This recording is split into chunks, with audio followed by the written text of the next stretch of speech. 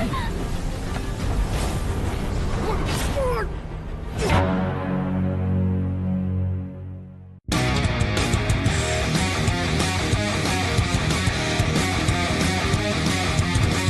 guys, kembali lagi bersama Mimin di channel Nafilm.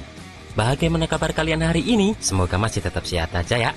Dan pada video kali ini, Mimin hadir kembali untuk meneruskan alur cerita Babang Shihao dalam Perfect World terbaru, yaitu Perfect World episode 134. Yang mana pada Perfect World episode 134 ini menceritakan Shihao yang berusaha menyelamatkan Yunzi, dan Shihao malah bertemu dengan para dewa sejati. Bahkan Shihao juga melihat sosok orang terkuat di Perfect World ini. Dan seperti apa alur cerita selengkapnya, jangan lupa pencet tombol like dulu pakai kaki kalian, dan kita langsung saja masuk ke alur ceritanya.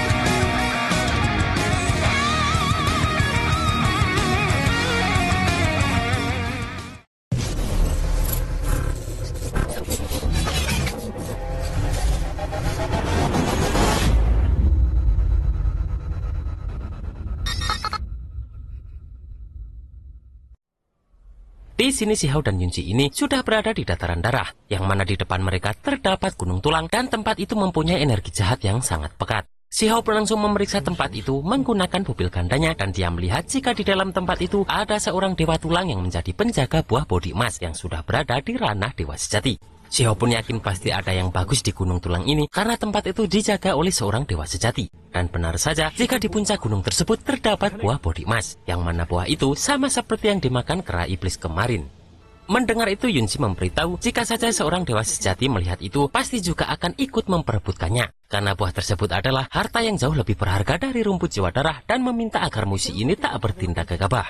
Yunzi juga berkata jika buah itu berbeda dengan rumput jiwa darah, yang mana jika Shihao menelannya langsung pasti akan mati, dan pasti jiwa Shihao akan menjadi abu.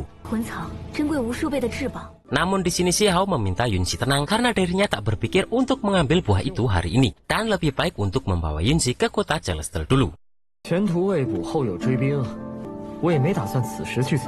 Namun tiba-tiba di sini orang-orang dari tentara bayaran 100 burung datang, bahkan sang ketuanya yang bernama Kapten Long yang sudah di ranah dewa sejati juga ikut turun tangan, yang mana Kapten Long ini kabarnya adalah jelmaan naga.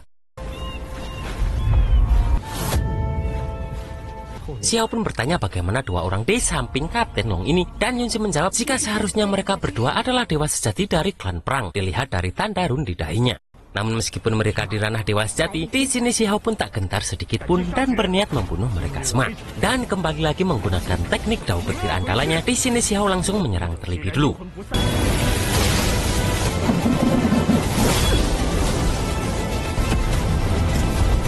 Namun ternyata itu hanyalah trik Shihao agar dirinya bisa melarikan diri dari tempat tersebut.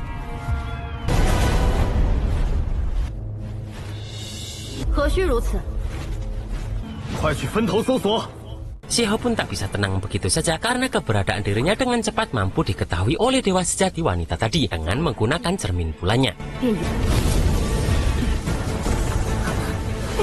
Di sini Yunzi pun tak ingin menyusahkan Shihao lagi, dan di sini Yunzi meminta Shihao untuk pergi karena dari awal tujuan mereka adalah untuk memburu Yunzi. Namun di sini Shihao memiliki ide cemerlang dengan membawa mereka melihat buah bodi tadi.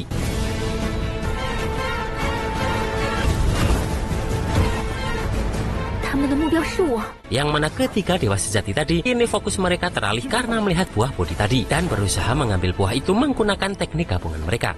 Namun dewa tulang sang penjaga buah tersebut tak tinggal diam begitu saja dan langsung menghentikan mereka bertiga ini. Melihat rencananya berhasil, Shihao pun kini bisa pergi dengan tenang dan membiarkan para dewa itu untuk bertarung. Namun sebelum pergi, Shihao pun meninggalkan sebuah formasi untuk membuat jebakan selanjutnya. Melihat dewa tulang tadi, di sini Kapten Long terlihat minta maaf karena ternyata buah itu sudah ada pemiliknya, dan meminta dewa tulang melepaskan mereka masuk ke gunung tulang karena tujuan mereka adalah memburu seseorang. Di sini pun dewa tulang menjawab jika sebenarnya mereka boleh mengambil buah bodi emas tersebut asal mereka menukar dengan teratai petaka ilahi, yang mana teratai tersebut sangat langka serta bisa meregenerasi tubuh saat terluka parah.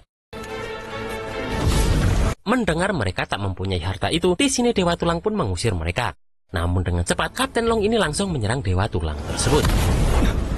Di sini dewa sejati wanita itu meminta mereka berdua menahan dewa tulang ini sementara dia akan mencari Shihao dan Yunzi. Di sini dewa sejati wanita tersebut kembali meneruskan mencari Xiao dengan cerminnya tadi. Sementara dua lainnya langsung bertarung melawan dewa tulang ini. Namun di sini wanita itu tak sengaja menginjak jebakan formasi yang ditinggalkan Xiao tadi. Sementara Xiao kini sudah berada di kolam darah di belakang gunung tulang medan perang berdarah. Yang mana Xiao merasakan jika ada orang yang mengejar mereka lagi karena formasi yang disusun tadi sudah tersentuh. Maka dari itu di sini Xiao pun berpikir untuk membuat jebakan lagi. Dan agar Yunji tetap aman, maka Xiao meminta Yunji untuk kembali masuk ke dalam tungkunya. Di sini Xiao pun kembali memeriksa tempat sekitar menggunakan pupil gandanya. Dan Xiao sangat terkejut karena di situ terdapat nafas yang sangat mengerikan.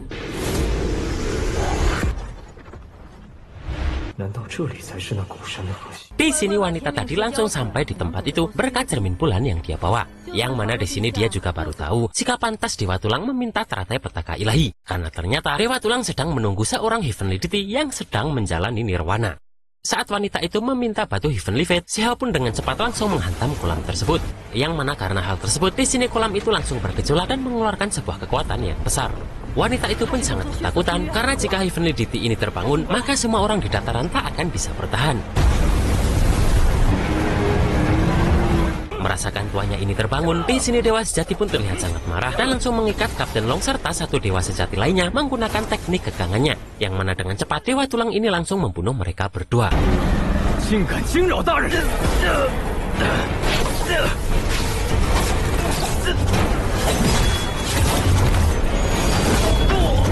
Di sini Dewa Tulang ini langsung menuju kolam di mana Heavenly Deity ini berada, sementara Xiao ini sudah kabur dengan cepat.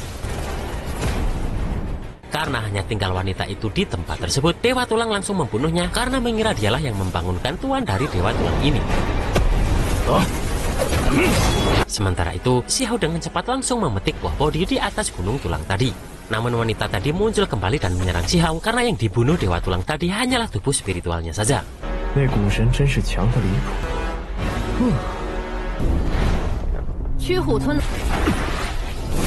Dengan cepat Xiao pun langsung mengeluarkan teknik reinkarnasi kuatnya. Namun dengan cepat pula wanita ini menyerang Xiao, dan karena kali ini serangannya mampu membuat Xiao batu darah.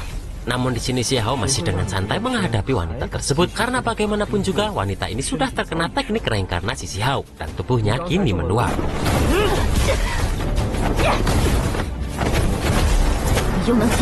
Namun tetap saja wanita ini masih menggunakan kekuatan hukum, meskipun itu akan mempercepat tubuhnya tumbang akibat teknik reinkarnasi Xiao tadi.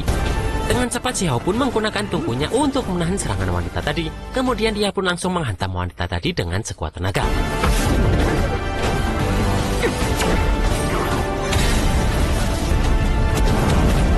Bahkan Xiao menggunakan teknik barunya yang bernama injakan piton emas untuk menghancurkan tubuh sang dewa sejati ini.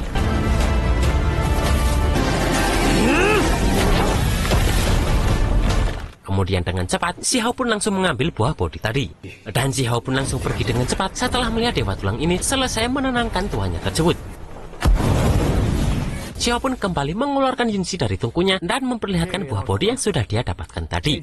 Namun tentara 100 burung menemukan keberadaan mereka berdua dan mencoba menyerang secara bersamaan. Tiba-tiba dari langit muncullah sebuah kekuatan yang langsung menghancurkan mereka semua. Yang mana hal itu membuat Yunzi terkejut karena kekuatan itu berasal dari leluhur kuno klan Celestial yang dihidupkan kembali. Dan dia adalah orang terkuat dari klan Celestial yang sudah berada di ranah pemutusan diri, yaitu ranah tertinggi di atas dewa sejati. Xiao pun langsung menahan Yunzi yang ingin mendekati leluhurnya tersebut karena Xiao sadar jika momentum ini pasti tidak hanya dilakukan oleh satu orang saja. Dan Xiao takut jika masih ada orang lain selain leluhur kuno milik Yunzi ini. Dan benar saja, karena tak lama kemudian kaisar perang yang sangat melegenda itu juga muncul, yang mana dia juga berada di ranah pemutusan diri. Di sini Yunzi terkejut karena ternyata benar ada kaisar perang yang hidup di dunia ini, yang mana dialah yang menciptakan legenda tertinggi klan perang. Di sini kedua master terkuat serta leluhur dua klan ini terlihat bersih tegang karena sebagai orang dengan ranah paling tinggi, jalan mereka kini sudah berbeda.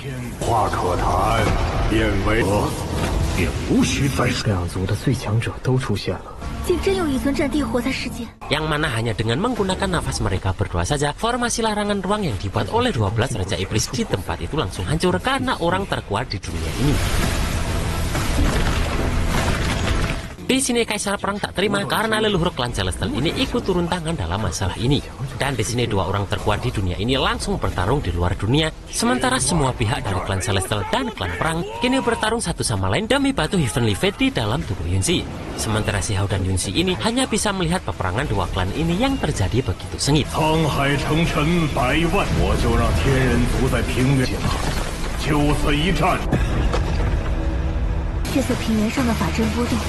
Yang mana Yunzi terlihat begitu sedih karena anggota klannya berjatuhan satu persatu.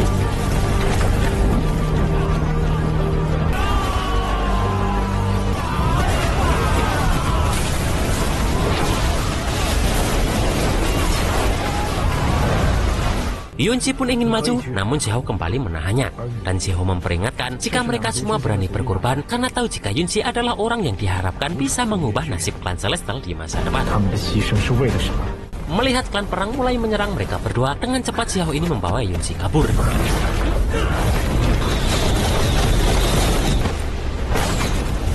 Namun melihat klan Perang tak berhenti mengejar mereka berdua, di sini Yunzi turun tangan dan langsung menggunakan cermin kuno klan Celestial untuk menghentikan mereka.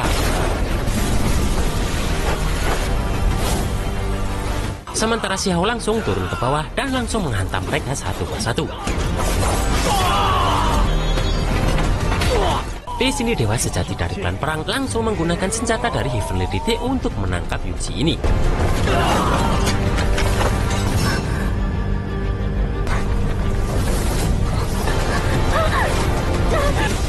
Namun Xiao tak tinggal diam begitu saja melihat calon istrinya tersebut ditangkap dan mencoba meraih tangannya. Namun orang dari klan Perang ini langsung menghantam Xiao. Melihat Yunzi yang semakin tersedot ke dalam, di sini Xiao kembali menggunakan tombak petirnya untuk membunuh orang dari klan Perang tersebut. Dan langsung menutup senjata botol tadi dengan batu petirnya.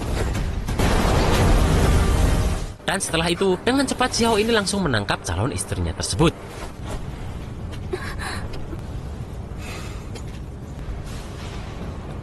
Di sini Yunzi terlihat sangat cemas melihat Xiao yang terluka. Namun Xiao bertekad untuk tetap tak mati demi Yunzi. Tak sampai di situ saja, karena di sini Xiao merasakan musuh kuat lainnya yang datang, dan di sini Xiao langsung pergi. Yang mana musuh tersebut adalah orang dengan avatar dewa yang sangat kuat. Dan pada Perfect World episode 135, kita akan melihat episode spesial yang mana Xiao akan bertarung melawan Raja Perang tadi. Yang mana itu semua Xiao lakukan demi dedek Yunzi, meskipun lagi-lagi nyawa Xiao berada di ujung tanduk.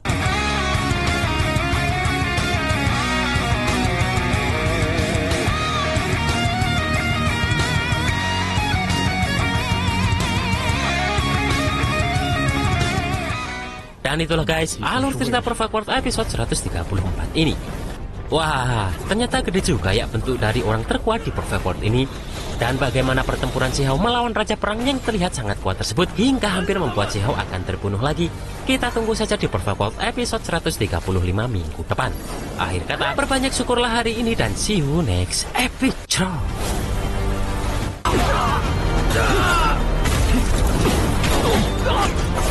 Ah!